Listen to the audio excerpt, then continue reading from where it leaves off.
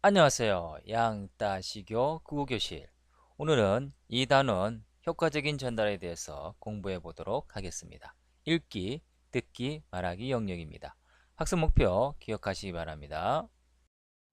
이 단원에서는 글과 매체에 사용된 자료의 효과와 적절성을 평가하며 글을 비판적으로 읽어본다. 그리고 다양한 자료를 활용하여 상대방의 기분이 상하지 않도록 유의하면서 인물이나 관심사를 소개해 본다. 이것이 이번 단원의 핵심이 되겠습니다. 이것을 공부하기 위해서 소단원 3개를 배우는데요. 첫째, 읽는 신호등, 보는 신호등, 1g의 전쟁, 탄소를 줄여라. 이 두 단원을 통해서 글이나 매체에 제시된 다양한 자료의 효과와 적절성을 평가하며 글을 읽을 수 있다를 공부해 보도록 하겠습니다. 그리고 소단원 3, 잎삭과 초록의 이야기를 하시나요? 를 통해서 인물이나 관심사를 다양한 방법으로 설명하거나 소개하는 것을 공부해 보도록 하겠습니다. 이 단원에서 꼭 필요한 열쇠말, 핵심어를 살펴보면 먼저 자료라는 것이죠. 그렇죠? 연구나 조사 등에서 바탕이 되는 재료를 이야기하고요. 이 자료의 형태와 특징 중요하니까 기억하시기 바랍니다. 먼저 크게 사진, 그림이죠. 이 자료의 특징은 대상의 모습을 직접 보여줌으로써 내용을 생생하고 효과적으로 전달하죠. 표 그래프입니다. 표 그래프라는 자료는 많은 내용을 제한된 공간에 제시할 수 있어. 정리하여 요약하여 제시할 수 있다는 것이죠. 그래서 복잡한 정보를 일목요연하게 보여줄 수 있다는 특징이 있습니다. 이런 자료 활용의 효과가 되겠죠. 첫째, 독자의 관심과 흥미를 유발할 수 있다. 그리고 복잡한 내용을 간단하게 전달할 수 있다. 어려운 내용이 이해를 도울 수 있다는 것이 자료 활용 효과가 되겠습니다. 그리고 이러한 자료를 활용할 시에 유의할 점이죠. 독자의 수준에 맞아야 되죠. 그 다음에 독자가 내용을 이해하는 데 도움이 돼야 돼요.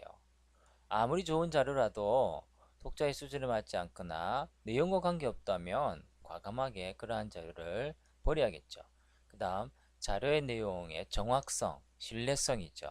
그리고 출처가 분명하고 명확해야 된다라는 것들도 자료 활용 시의 유의점이 되겠습니다. 두 번째 학습 목표와 관련된 열쇠말이 되겠습니다. 대상을 효과적으로 소개하는 방법이죠. 먼저 사람들이 관심을 가질 만한 대상을 선정하는 게 필요하겠고요. 소개할 내용을 짜임새 있게 구성하는 것도 필요하죠. 그리고 듣는 이의 수준에 맞는 어휘나 다양한 표현을 사용하거나 그 다음에 내용에 적절한 자료를 활용하는 것이죠. 그리고 소개하는 말하기니까요. 내용에 어울리는 어조라든지 표정이라든지 동작 등을 적절하게 활용하면서 대상을 효과적으로 소개해야겠죠. 자, 그러면 이러한 것들을 생각하면서 유의하면서 이 단원을 공부해 보도록 하겠습니다. 이 단원 효과적인 전달입니다. 소단원 1, 읽는 신호등, 보는 신호등에 대해서 공부해 보도록 하겠습니다. 이 글을 통해서 우리는 이 글에 사용된 도표, 그림, 사진의 형태와 제시 방법 등을 분석하고 이 자료의 효과와 적절성을 판단하며 글을 읽어보는 것을 공부해 보도록 하겠습니다. 첫 번째 학습 목표가 되겠습니다. 글에 사용된 도표, 그림, 사진의 형태, 그리고 그것의 제시 방법을 분석하는 걸 공부해 보겠습니다. 두 번째, 글에 쓰인 자료의 효과와 적절성을 판단하며 글을 읽을 수 있다. 이 두 가지 학습 목표로 첫 번째 소단원 공부해 보도록 하겠습니다. 읽는 신호등, 보는 신호등, 이 글은 설명문이 되겠죠. 객관적이고 설명적인데요. 신호등 보조장치죠. 이 보조장치에 사용된 방식, 그다음에 각각의 특징을 어, 자세하게 설명하는 그런 글이 되겠습니다.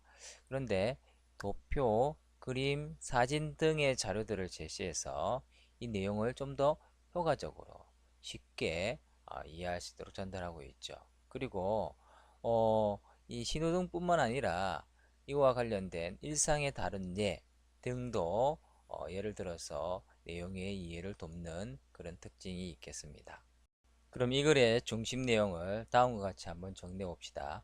처음, 중간, 끝. 일반적으로는 글은 크게 세 부분으로 나눌 수 있습니다. 그죠?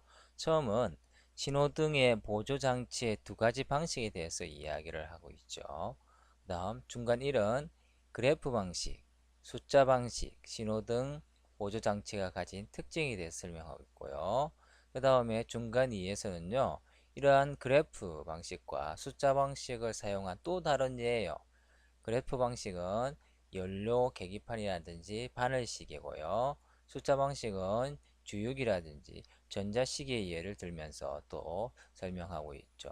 중간 3에서는요. 그래프 방식과 숫자 방식의 장점들을 정리해 놓고 있습니다. 그다음 마지막 끝부분에서는 이러한 특성에 맞는 신호등 보조 장치를 설치하는 것이 필요하지 않을까 라는 식으로 글 전체 내용을 정리하면서 마무리하고 있습니다. 그럼 본문에 나타난 신호등 방식, 그래프 방식과 숫자 방식의 장점에 대해서 한번 살펴봅시다. 먼저 그래프 방식이죠. 행동 방향을 즉각적으로 판단할 수 있을 뿐만 아니라 정보들의 관계를 보여주고요. 시간의 흐름에 따른 변화를 한눈에 알 수 있게 해주는 게 그래프 방식입니다. 그에 반해서 숫자 방식은요. 객관적인 정보를 알 수 있을 뿐만 아니라 정확하고 공정한 판단을 위한 근거가 된다. 이것이 숫자 방식의 특징이 되겠습니다. 그럼 글쓴이가 이 글을 쓴 목적이 무엇인지 한번 생각해 봅시다. 신호등 보조 장치에 사용된 그래프 방식과 숫자 방식의 특징과 장점에 대해서 알리고 싶어서 설명문이 되겠습니다. 그렇죠? 예. 우리는 이 설명문을 통해서 신호등 보조 장치에는 그래프 방식과 숫자 방식이 있구나. 그 다음에 그래프 방식에는 이러한 특징이 있고 장점이 있고 숫자 방식에는 이러한 특징과 장점이 있구나라는 새로운 정보와 지식에 대해서 우리가 알고 이해하게 되는 것이죠. 그럼 이 글에 제시된 자료의 형태와 그 특징을 찾아 한번 바르게 연결해 볼까요? 도표, 그 다음에 신호등, 그래프, 숫자, 그 다음에 그래프 같은 게 있네요. 그죠? 예. 자, 그러면 표와 사진과 그래프가 되겠습니다. 사진은요, 좀 더 실제적인 모습을 그대로 보여주는 것이죠. 생생하게요. 그 다음에 표죠. 표는 좀 더 짧은 공간 안에 다양한 정보를 모아서 이렇게 정리해서 보여준다는 것이죠. 그 다음에 그래프 같은 경우에는 그죠? 한눈에 내용을 쉽게 파악하게 해준다. 라는 그러한 특징이 있겠습니다. 그럼 자료 효과의 어떤 평가 부분을 한번 공부해 볼까요? 가 글과 나 글, 어떤 글이 더 이해하기 쉬운지, 그리고 그 이유가 뭔지 한번 살펴볼 수 있겠죠. 아무래도 나 글이 좀 더 이해하기가 쉬울 겁니다. 왜냐하면 여기 있는 원 그래프가 함께 제시되어서 글의 내용을 한눈에 이해하는 데 도움이 된다는 것이죠. 이런 보조 자료의 어떤 효과라고 할 수 있겠죠. 다음은 자료의 적절성 판단과 관련된 문제인데요. 보기는 신호등 보조 장치에 대한 또 다른 의견이죠. 가, 나, 다 중에서 어느 자료가 보기와 함께 지시되면 효과적일지, 또 그렇게 판단한 이유가 뭔지 한번 말해보고 정리해 봅시다. 신호등 보조 장치는 별로 도움이 되지 않기 때문에 설치하지 않는 것이 낫다. 요거죠. 요거와 함께 제시되면 효과적일 것 같은 거 이거죠.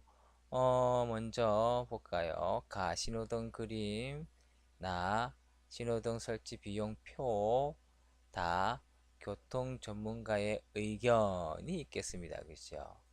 자, 그러면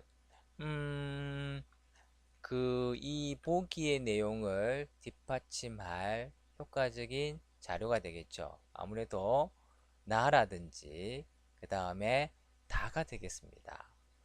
왜냐하면 나 같은 경우에는요, 이 표를 통해서 신호등 보조 장치의 비용이 굉장히 많이 든다를 강조해서 이 보조 장치 설치가 비용에 비해서 효용성이 떨어진다라는 것을 보여줄 수 있고요. 그 다음 다도 역시 효과적이죠. 다는 누구예요? 그렇죠. 전문가지요. 전문가. 전문가가 신호등 보조 장치가 도움이 별로 되지 않는다 라는 것을 직접 이렇게 말하는 어떤 것을 보여줌으로써 좀 더 이 주장에 대한 신뢰성을 뒷받침할 수 있다 이렇게 볼 수 있겠습니다. 자, 그러면 앞에서 우리가 배운 자료의 특징에 대해서 한번 정리해 보도록 합시다. 자료는 여러 가지가 있지만 크게 이렇게 두 가지로 정리할 수 있네요. 사진과 그림 자료죠. 이런 자료들은요, 대상을 직접 보여줌으로써 좀 더 생생하고 효과적으로 전달하죠. 그죠? 그래서 일기예보 같은 거, 그 다음에 제품 사용 설명서라든지 또는 안내문, 그죠? 약도, 이런 것 등에 많이 쓰이죠.